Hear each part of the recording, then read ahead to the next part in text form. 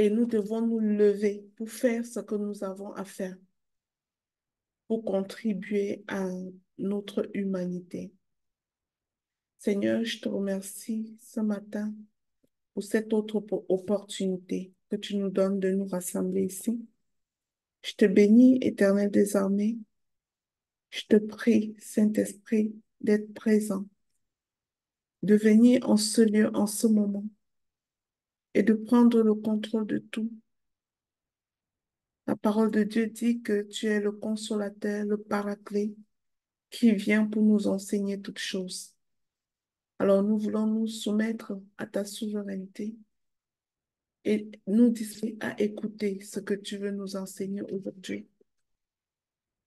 Sers-toi de nous, sers-toi de tout, de notre bouche, de ma bouche, pour transmettre la parole que tu désires, à qui tu désires ce matin, Seigneur.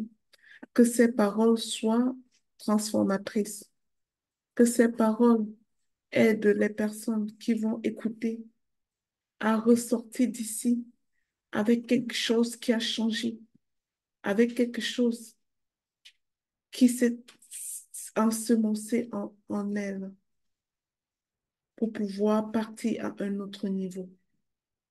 Père, je te confie toutes les personnes connectées ici. Je te prie de prendre le total contrôle. Je te prie, Seigneur Jésus, d'opposer tout esprit d'opposition connecté en ce lieu qui pourrait empêcher à ce que ce message atteigne exactement la personne que tu vises. Nous sommes nombreux ici, Seigneur, mais nous savons que tu peux te lever et donner une parole pour une seule personne dans la foule, parce que cette personne en a besoin. Je te bénis pour toutes les personnes qui prennent leur temps pour se connecter. Je te bénis pour leur vie. Je te rends grâce, mon Dieu, je t'exalte et je te confie entièrement ce moment. Au nom de Jésus. Amen. Alors, bien-aimés dans le Seigneur, voici un nouveau jour et nous allons nous édifier au sujet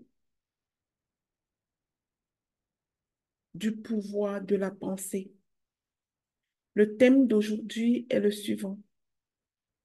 Prends conscience du pouvoir de ta pensée pour activer ton audace d'accomplir.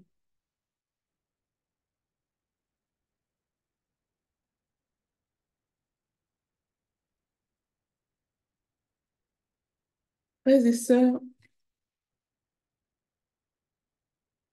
la pensée de l'être humain est une semence. Lorsque vous entretenez une pensée, vous êtes en train de semer quelque chose. La pensée que tu entretiens fortement active la loi de la semence.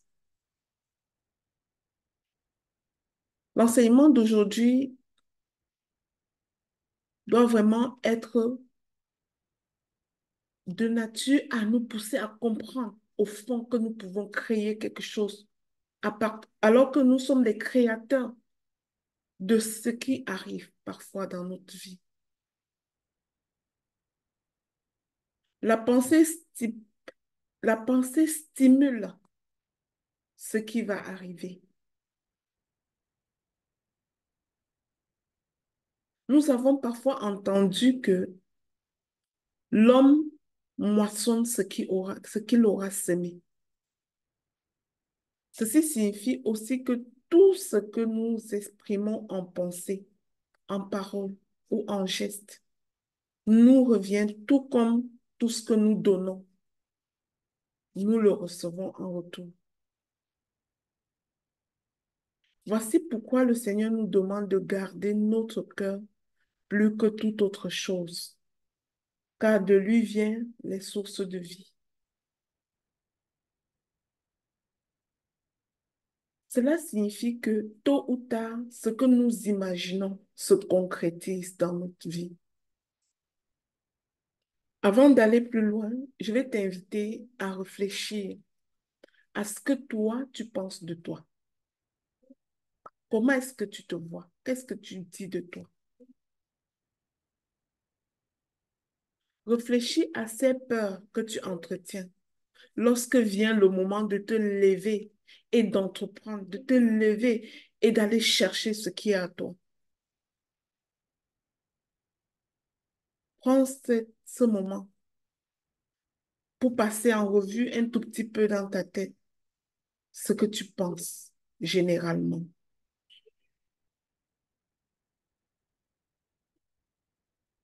Je disais que nos pensées sont une semence qui produit des fruits dans notre vie. Comme vous savez, je travaille à la clinique. J'ai un patient ces derniers temps qui me raconte qu'il a toujours eu peur de la sclérose en plaques, sans raison. Juste un jour, il en a entendu parler à la télé. Il a commencé à avoir peur de cette maladie. Il me raconte qu'il lit tout le temps sur cette maladie et qu'il l'a fait pendant plus de 2 ans. C'est comme s'il avait trouvé une passion à lire sur cette maladie. Il en avait terriblement peur. Il s'est même inscrit à l'association de la sclérose en plaques de sa ville, tellement parce qu'il veut savoir sur cette maladie. Et en septembre dernier, il a été diagnostiqué de cette maladie incapacitante qui le paralyse en ce moment et vole sa mobilité. Ça m'a juste fait penser que ce monsieur a tellement pensé et cherché cette maladie qu'elle s'est finalement manifestée dans son corps. C'est un exemple pour vous montrer comment quelqu'un peut être victime de son imagination. On attire parfois ce à quoi nous pensons fortement. Mais cela contient une belle leçon. Ça nous enseigne qu'on peut attirer on peut attirer ce que nous désirons véritablement.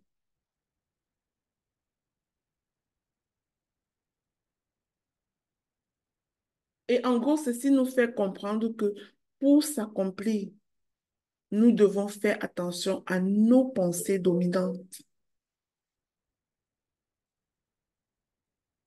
Celui qui a entraîné son imagination à ne voir que le bien, à ne voir que les possibilités, fait entrer dans sa vie les plus beaux désirs de son cœur en matière de santé, d'amour, de paix, de bonne connexion.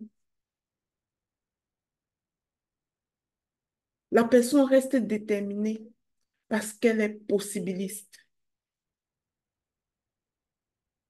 Et par conséquent, cette personne a l'audace de se lever et de s'accomplir.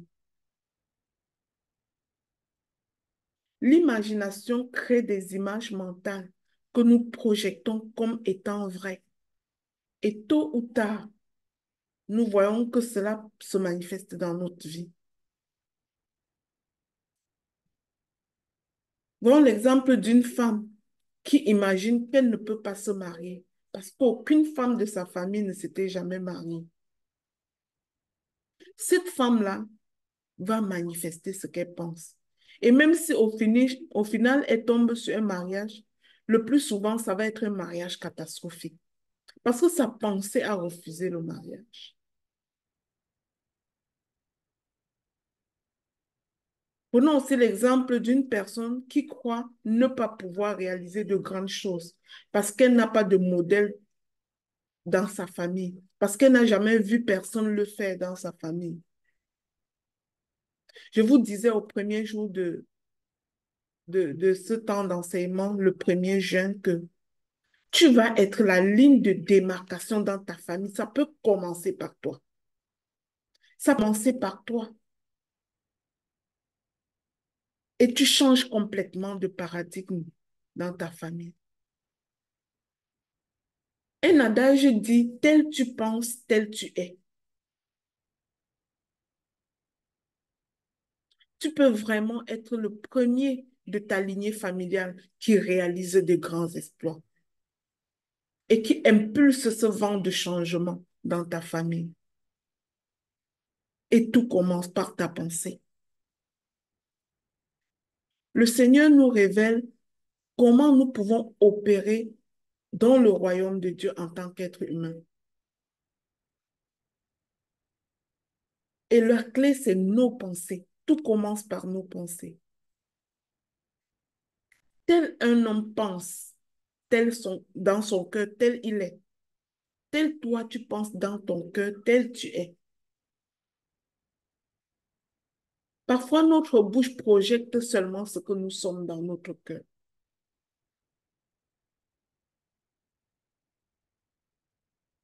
Alors, si nous voulons changer notre vie, commençons par changer notre système de pensée.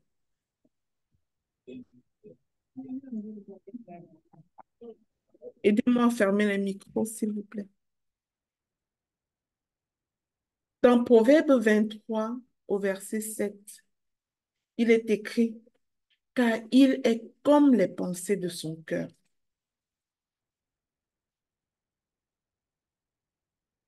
Nous sommes ce que nous pensons. Il est donc primordial de considérer nos pensées, de penser intentionnellement, en fait. Surtout lorsque nous n'aimons pas ce que nous vivons. Si tu n'aimes pas ce que tu vis en ce moment, si tu n'aimes pas ce qui se passe dans ta vie dans le moment présent, commence à considérer tes pensées.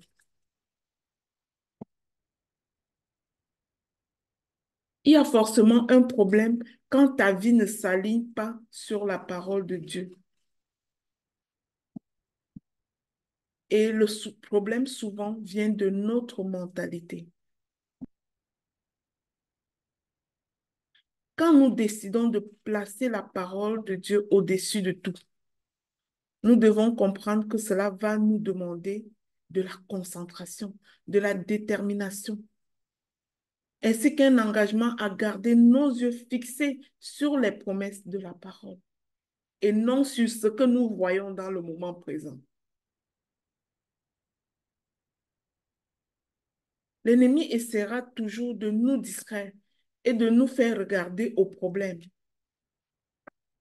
Mais lorsque nous avons un cerveau orienté problème, nous ne pouvons pas accomplir de grandes choses.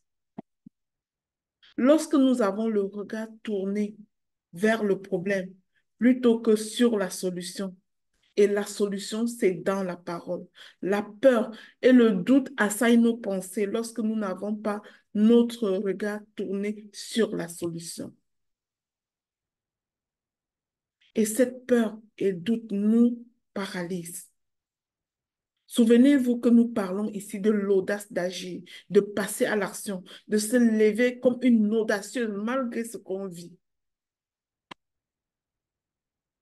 Je ne sais pas pour vous, mais observez autour de vous et voyez toutes ces personnes qui réalisent des grandes choses, toutes ces personnes qui cartonnent, qui sont superbement déterminées dans ce qu'elles font.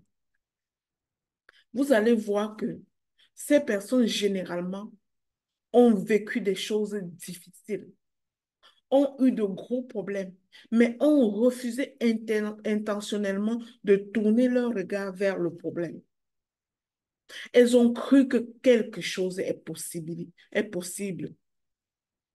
Ces personnes sont des vrais possibilistes.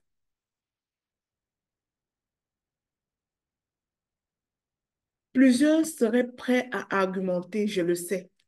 Quelqu'un serait peut-être en train de se dire dans son cœur que la peur, le doute et l'inquiétude sont des choses normales et que ces choses font partie de la nature humaine. Je ne refuse pas. Ce sont des émotions et c'est normal d'avoir des émotions. Nous sommes humains. Mais lorsque nous devenons prisonniers de la peur et du doute, ce n'est plus normal.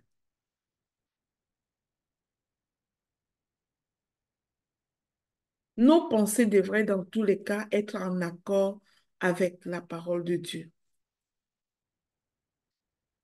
Qu'est-ce que Dieu dit de toi? N'est-ce pas Dieu qui dit que tu dois prospérer à tous égards? N'est-ce pas Dieu qui dit que tu es un peuple élu, une nation sainte, un sacerdoce royal? N'est-ce pas Dieu qui dit qu'il nous a créés pour dominer? Sur quelle sphère de la vie est-ce que toi tu domines?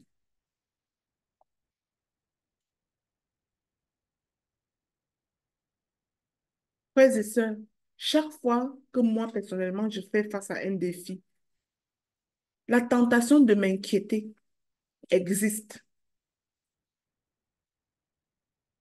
Mais je dis intentionnellement non, je ne refuse de m'inquiéter. Je me concentre sur ce que Dieu dit. Vous savez, on peut tomber dans le ravin accidentellement, mais on ne peut jamais sortir de là accidentellement.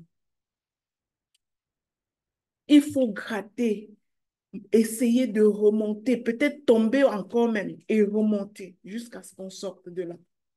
Mais garder en tête qu'on doit sortir et qu'on peut sortir de ce ravin. S'inquiéter, c'est ce qui arrive automatiquement. Mais tu n'es pas un pilote automatique. Tu es un être humain doté d'une intelligence. Fait que ton intelligence va te permettre de refuser de t'inquiéter, de sélectionner ce que tu veux. Nous avons l'autorité d'anéantir les pensées négatives par la foi. Et on ne fait rien de bon lorsqu'on est rempli de pensées négatives. Peu importe le problème, la parole de Dieu a une solution. Si tu es quelqu'un qui lit vraiment ta Bible, tu dois le savoir que à tout problème correspond une solution dans la parole.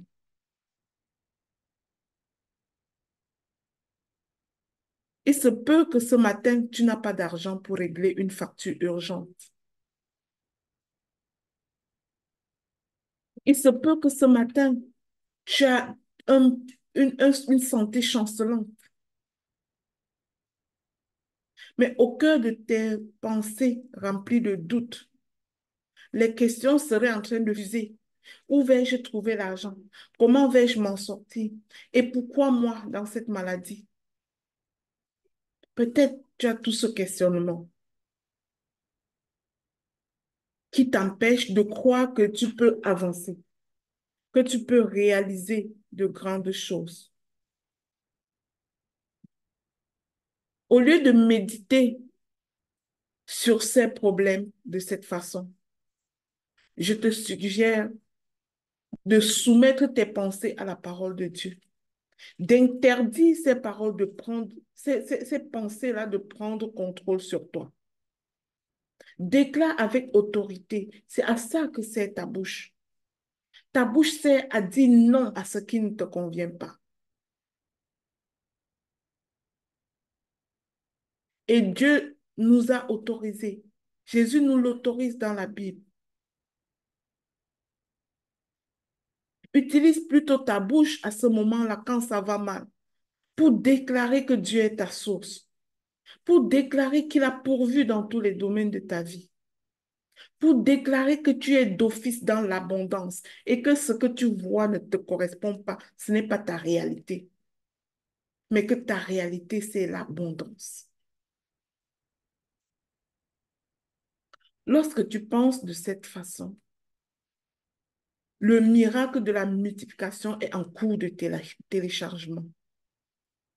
Tout comme Jésus, lorsqu'il a multiplié les pains et les poissons pour nourrir des milliers de personnes. Avez-vous déjà vu ces femmes qui disent, je suis partie de zéro à héros. Je suis partie d'un capital de, je ne sais pas, de 20 000, de 50 000, de 100 000 pour finir par réaliser de très grandes choses. Ce sont ces personnes qui, ayant leurs 10 000, leurs 50 000 en main, ont, ont déclaré intentionnellement, je suis dans l'abondance, je suis né pour briller, je suis né pour aller à un autre niveau, je suis né pour accomplir, pour dominer. Leurs pensées n'étaient pas alignées sur leur mince argent qui n'était que 10 000, 50 000. Elles voyaient beaucoup plus grand. Et elles ont téléchargé le miracle de la multiplication. Lorsque cette pensée est faite ainsi, ce dans quoi la personne investit ce petit montant ne peut que se multiplier. Parce que c'est sa pensée qui impulse le sens de l'action. C'est sa pensée qui attire ce qui vient à elle. Sa pensée est créatrice. Mais très souvent, qu'est-ce que nous faisons? On est dans le découragement. On est dans on est dans l'amertume. Parce qu'on ne sait pas que le peu que nous avons est assez pour être multiplié.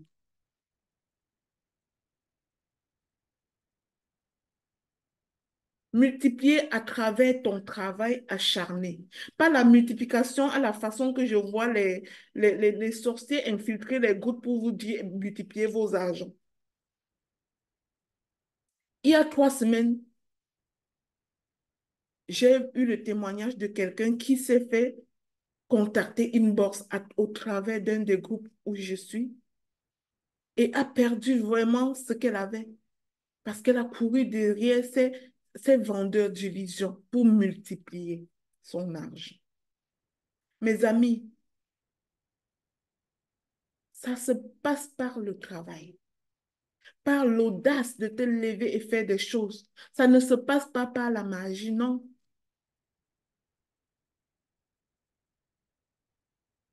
Regarde autour de toi et tu verras des personnes qui peuvent être tes modèles, qui ont fait comme de la façon que je t'explique maintenant et qui sont partis vraiment d'une situation catastrophique pour réécrire leur histoire.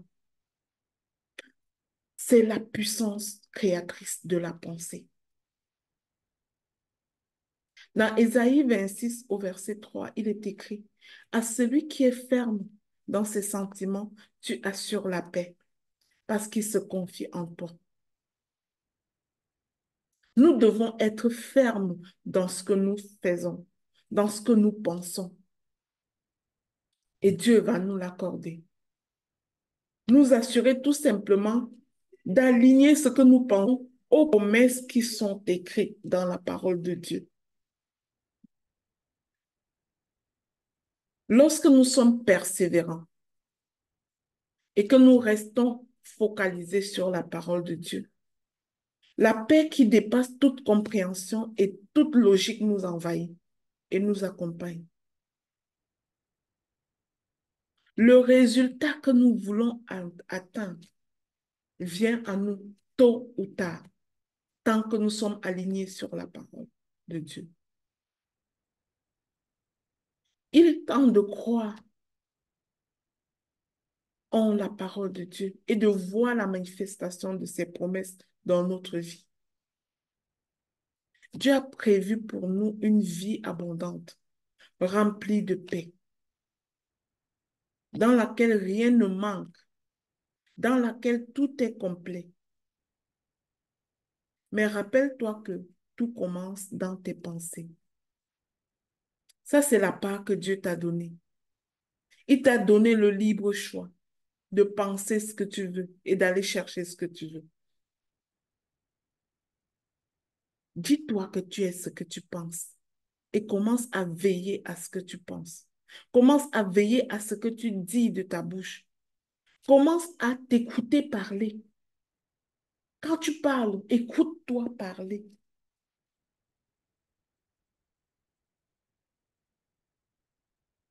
Ce que je souhaite pour toi ce matin, c'est que la pensée négative que tu entretiens soit jetée à la poubelle dès maintenant. Je souhaite vraiment que tu comprennes aujourd'hui que c'est la pensée négative que tu entretiens qui est une mauvaise semence dans ta vie et elle te donnera une mauvaise récolte. Mais je sais que tu ne veux pas une mauvaise récolte. Alors veille à ce que tu penses. Veille à ce que tu penses de toi. Veille à ce que tu penses des autres. Veille à ce que tu penses lorsque vient le moment de te lever et de réaliser de grandes choses.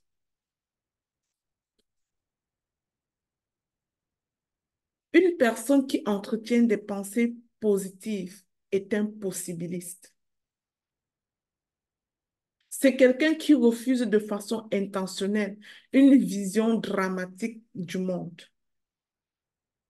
Vous savez, il y a les personnes qui ont des visions dramatiques du monde. Si tu passes une minute avec lui, il te décharge de ton énergie. Il va te dire comment tout va mal.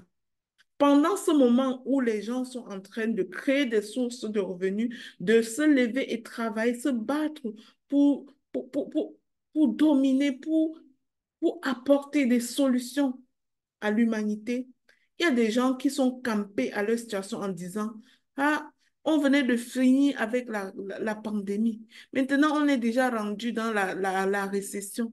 Tout est difficile. Il y a des gens dont c'est ça leur discours. Si vous passez une minute avec eux, ils vous vident de votre énergie. Je ne sais pas si vous avez déjà expérimenté ça, de passer une minute avec une personne complètement négative. Moi, je sais parce que je travaille avec des personnes complètement négatives. Vous savez, on ne part pas dans le bureau d'une thérapeute pour lui dire que tout va bien dans notre vie, là. Alors, tous mes clients viennent pour me dire comment c'est catastrophique. Donc, je sais ce que ça fait d'écouter les gens qui font que dire ce qui est négatif. Imagine pas.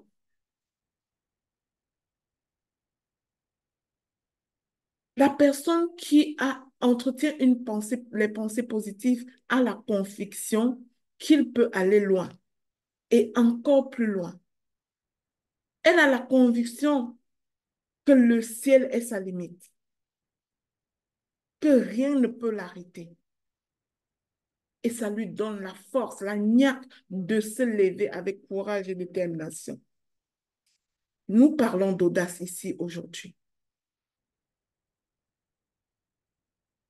Et cette conviction d'être capable de réaliser des grandes choses la porte à agir avec audace pour créer la vie qu'elle veut vivre. S'il te plaît, mon frère, ma soeur, ne sois pas de ceux qui pensent que tout espoir est perdu. Tu es un enfant de Dieu. Lorsqu'un individu pense comme un possibiliste, il s'active continuellement et voit des opportunités. Malheureusement, la plupart des personnes viennent consulter des thérapeutes parce qu'elles ne sont pas capables de voir des possibilités et de s'en sortir. Notre monde actuel est en souffrance. Les gens sont en détresse et regardent à la grandeur de leurs problèmes au lieu de regarder à la grandeur de leur Dieu. Tant et aussi longtemps que tes yeux sont fixés sur tu nourris le problème grandira. N'oublie jamais que ce que tu nourris grandit. Mets deux plantes dans un pot chez toi, dans deux pots différents chez toi. La plante qui va grandir, c'est ce que tu vas arroser chaque matin.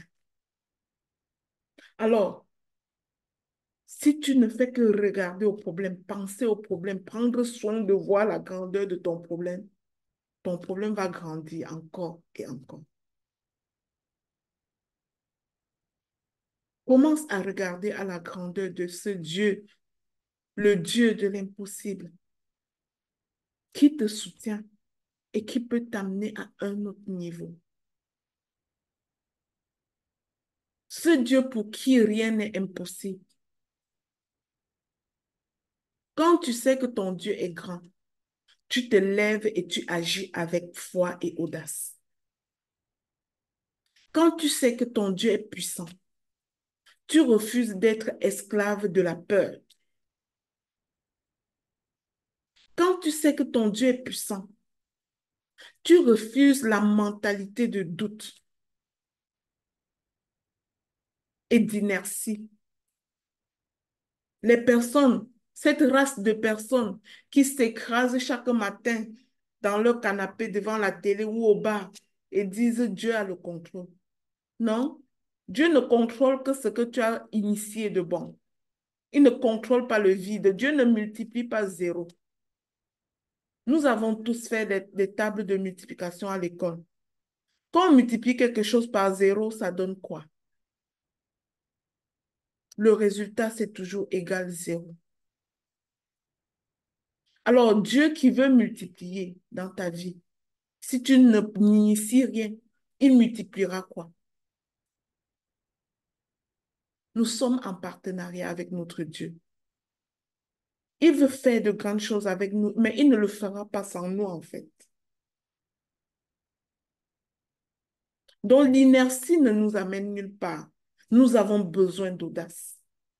Nous avons besoin de nous lever sans considérer nos handicaps, sans considérer le diplôme qu'on n'a pas. Nous devons nous lever juste parce que nous sommes enfants de Dieu et que nous sommes appelés à faire des choses, à dominer. Souvenons-nous de l'histoire de Jésus qui a marché sur l'eau et du miracle de la marche de Pierre sur l'eau. Que dis-je sur la parole de Jésus? Pierre a réussi parce qu'il a cru que Jésus est puissant et que si c'est lui qui a dit, alors il peut marcher. Mon ami, Dieu a dit plein de choses sur toi. Est-ce que tu y crois? Mais souviens-toi que même lorsque tu y crois, tu es appelé à ne pas être discrète. Tu ne dois pas être discrète par ce qui se passe, par la maladie, par le diagnostic que le médecin a donné, par l'argent qui est au rouge, dans ton compte qui est au rouge sans argent. Tu ne dois pas être discrète par ça. Souviens-toi que lorsque Pierre a été distrait et qu'il a regardé au vent, il a trébuché. Pourtant, lorsqu'il gardait ses yeux focalisés sur Jésus, il croyait à la possibilité de marcher sur l'eau parce que Jésus l'a dit. Alors il l'a fait. Il a accompli l'extraordinaire divin. Garde tes yeux fixés sur la parole. Garde tes yeux fixés sur Jésus et tu deviendras un possibiliste. Rien ne doit t'arrêter. Tu vas réaliser ce que tu veux réaliser. Tu croiras comme Pierre que sur sa parole, tu marcheras sur les eaux. Sur sa parole, tu accompliras des exploits. Sur sa parole, tu créeras cette entreprise que tu désires. Sur sa parole, tu t'asseoiras à la table des rois.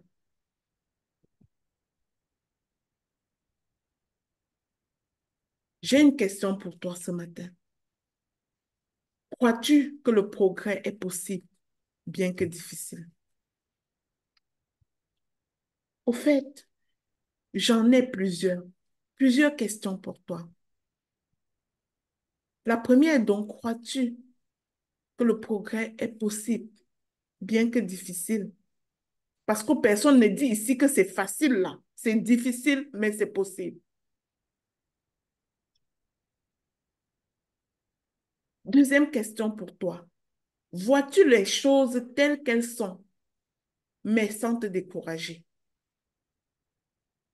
Parce que tu sais le mandat qu'il y a sur ta vie et tu sais qui est avec toi, qui t'accompagne dans cette mission, ton Dieu.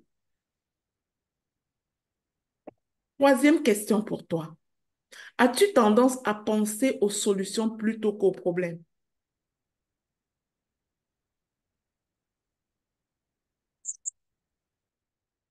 Quatrième question. Es-tu prête à faire ton possible pour améliorer ta situation? Es-tu prêt à tendre ta main et à accepter le partenariat de Dieu? Ce partenariat qui t'offre pour que tu lances un pas et il te propulse. Moi, j'aime souvent raconter l'histoire, la métaphore de la cultivatrice. Dans nos pays, en tout cas dans mon pays, à moi d'où je viens, entre le mois de novembre et février, On enlève, on désherbe les champs, on les laboure.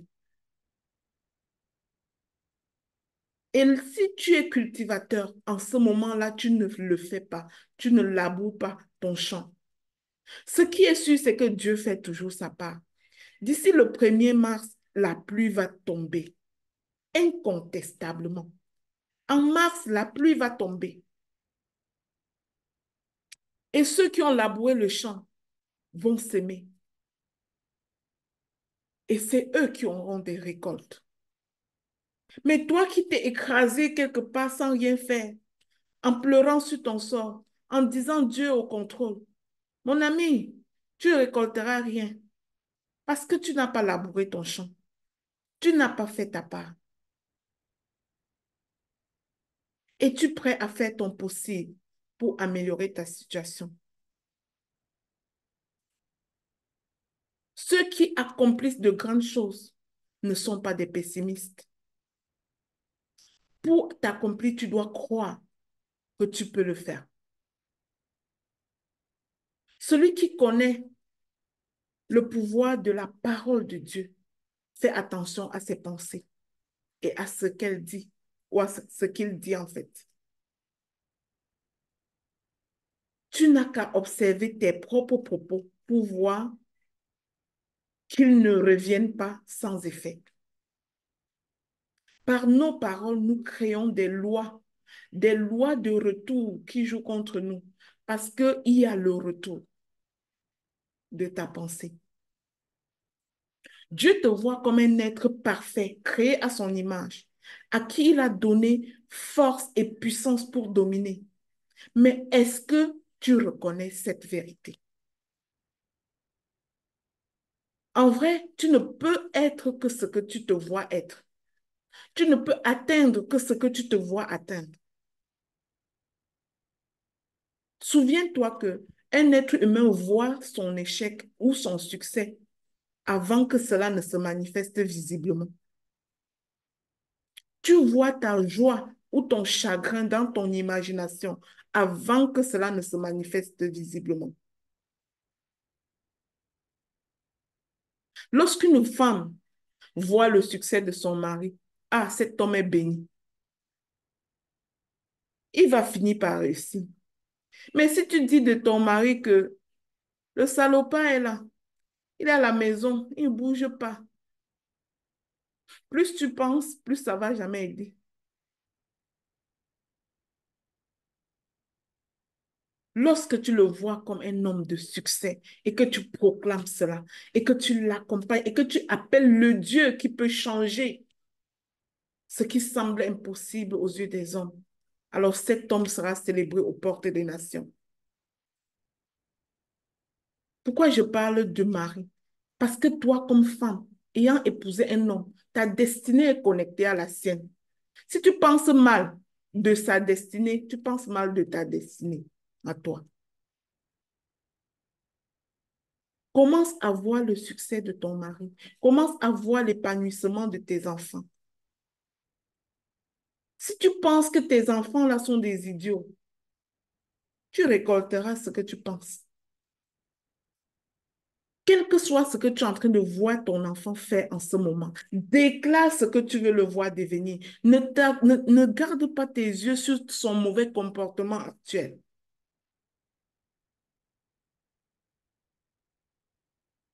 Commence à voir tes enfants comme des enfants épanouis, sages, même si tes yeux voient le contraire en ce moment. Appelle intentionnellement ce que tu veux voir dans leur vie. La destinée de tes enfants, tant qu'ils sont mineurs, est connectée à ta destinée. Et comme mère, tu peux parler sur leur vie en fait.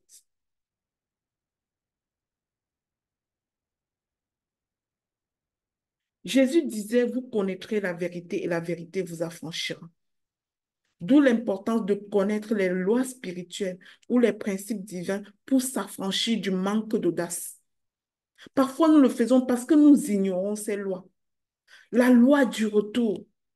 Ce que tu sèmes, tu vas récolter. Ce que tu penses, tu vas le télécharger en fait.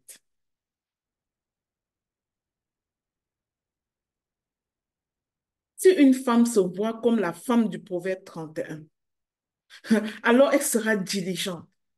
Elle va travailler à cœur joie. Son mari sera célébré aux portes des nations. Et la Bible dit qu'elle pense à un champ et elle l'acquiert. J'aimerais que vous voyez ce que la Bible dit. Elle pense à un champ et elle l'acquiert. La Bible ne dit pas que elle a plein d'argent et elle acquiert un champ. Elle pense à un champ et elle acquiert. Prenons conscience du pouvoir de notre pensée. C'est la pensée qui impulse l'action. Si tu es très négatif, tu ne feras rien de bon en fait. En tout temps, nous devons penser et demander correctement ce qui nous appartient en raison de notre identité et conformément à la volonté de Dieu. Ça passe par des prières de réclamation et le passage à l'action. Je ne dirai jamais assez. L'autodiscipline, c'est tout.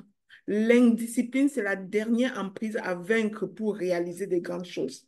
Tu auras tout l'argent, mais si tu n'es pas discipliné à te lever, tu n'as pas la niaque, tu n'as pas d'audace, tu ne seras rien. Nous avons déjà vu plein de personnes qui ont ouvert des entreprises et ils sont allés nulle part parce qu'ils sont indisciplinés, parce qu'ils ne peuvent pas se lever et agir. On a vu des personnes qui ont acheté même des formations et qui n'ont même jamais écouté, qui n'ont même jamais suivi. Le problème n'est pas l'argent, mes amis. Le problème est dans notre manque d'audace. Assurons-nous, en fin de compte, d'aligner nos pensées à la volonté de Dieu. Voyons-nous comme il nous voit. Écoutons la voix du Saint-Esprit en nous. Transformons nos bonnes intentions en bonnes actions. Arrêtons de parler et commençons à agir. Commençons à faire. Faisons les choses dans le secret. Nos résultats parleront de nous. Stop à trop parler. Stop à trop penser, à être des penseurs. Nous, on ne fait rien avec les simples penseurs. Si on pense sans accomplir, on ne fait rien. Voilà pourquoi les philosophes n'ont encore rien fait de bon. On veut être plus que les philosophes. Nous voulons être dans l'action. Ça prend l'audace. Que cet enseignement sème une graine d'audace dans ton cœur et que tu sortes d'ici comme une lionne fâchée, comme un lion en colère qui bondit sur sa proie. Et tu t'en vas chercher ce qui est à toi, courageusement et avec audace. Que Dieu vous bénisse.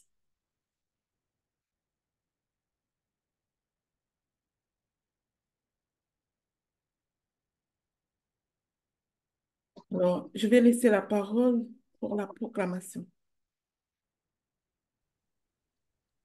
Bonjour, chers frères et sœurs, bonjour, peuple audacieux. J'espère que vous allez bien ce matin et que cet enseignement qui est comme un boost depuis ces 3 jours nous amènera quelqu'un ici à faire bouger les lignes. L'Esprit Saint est là. L'Esprit Saint est en nous pour nous fortifier tant qu'on a recours à lui, pour nous aider à avancer malgré les douleurs. Et on va vaincre malgré l'adversité, comme je l'ai dit hier encore. Alors maintenant, la place à la proclamation. Merci, Maman Lina, et sois abondamment bénie pour cet enseignement sur l'audace d'agir. Ce que nous pensons détermine notre avenir, détermine notre futur. Alors, on va garder les mêmes proclamations que depuis le premier jour de notre jeûne. Les proclamations se trouvent toujours dans le groupe des serviteurs audacieux. Vous pouvez le télécharger, le maintenir et on va le proclamer ensemble derrière vos micros. Vous allez juste répéter après moi et avec conviction.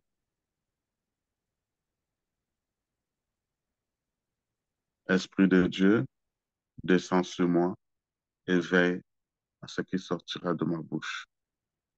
Que ces paroles se résonnent auprès du trône de notre Père. Conformément à ce qui est inscrit dans le chapitre 1, versets 1 à 14 du livre des Éphésiens.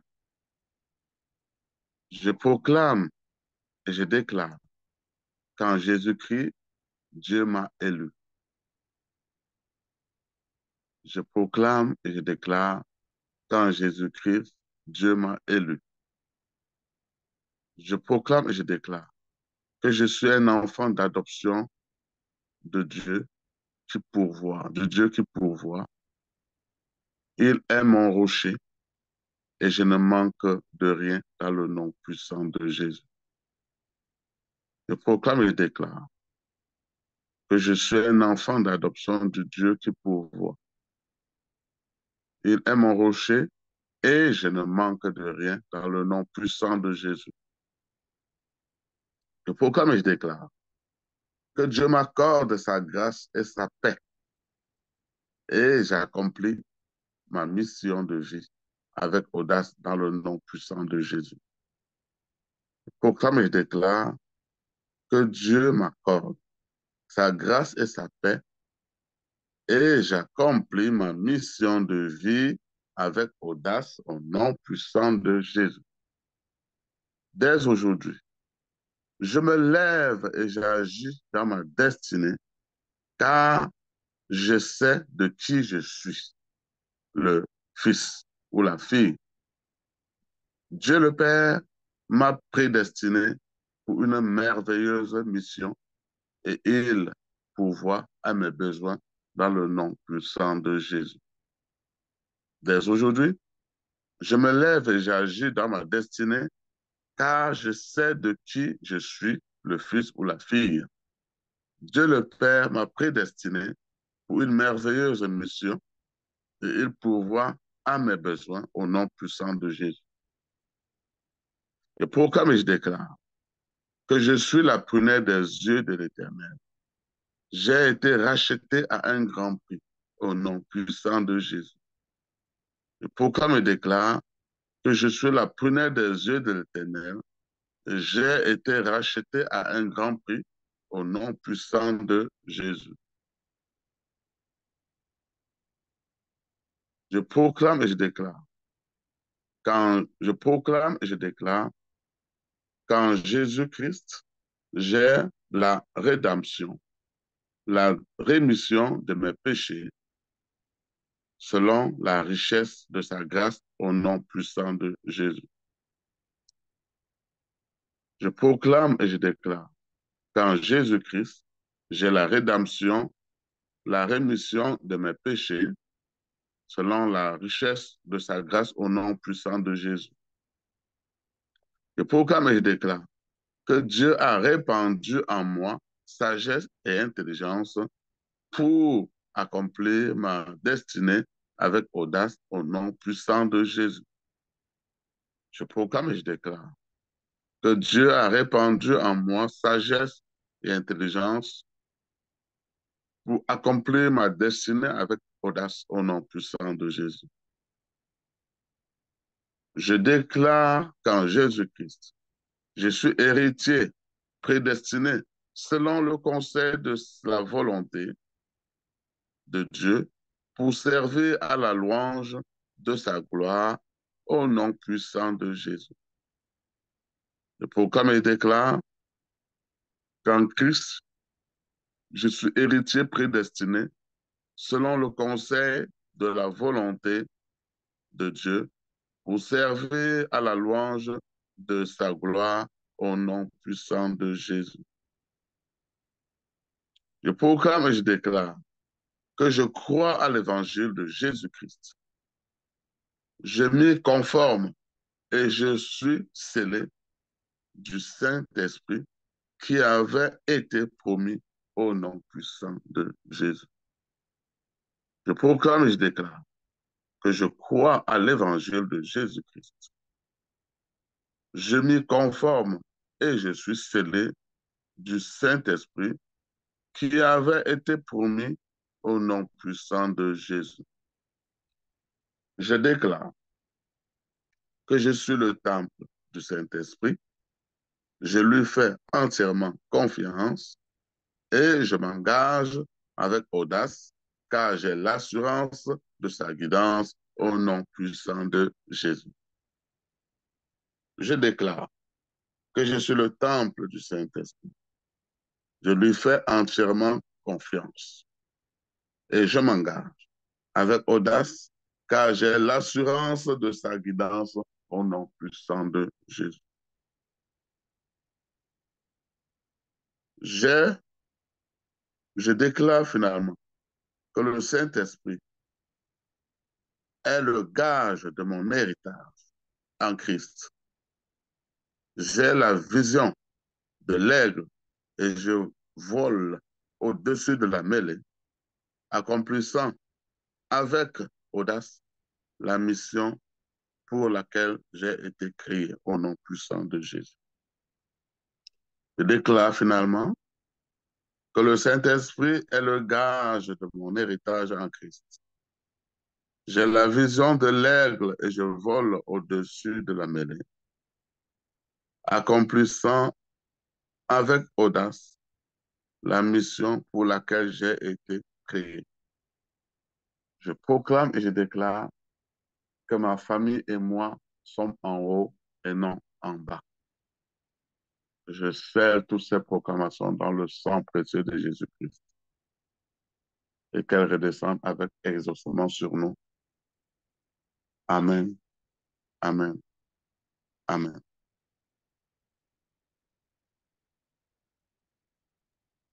Amen. Merci, Papa Kiruji. On a terminé ce matin. Je laisse le micro. Est-ce qu'il y a quelqu'un qui a quelque chose à dire? C'est le moment où vous pouvez prendre parole. Amen.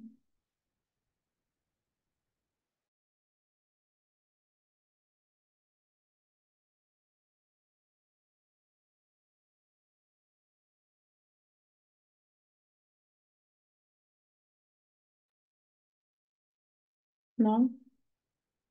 Ok, super. On va donc fermer pour aujourd'hui et on se retrouve demain matin pour un autre enseignement. Que Dieu vous bénisse.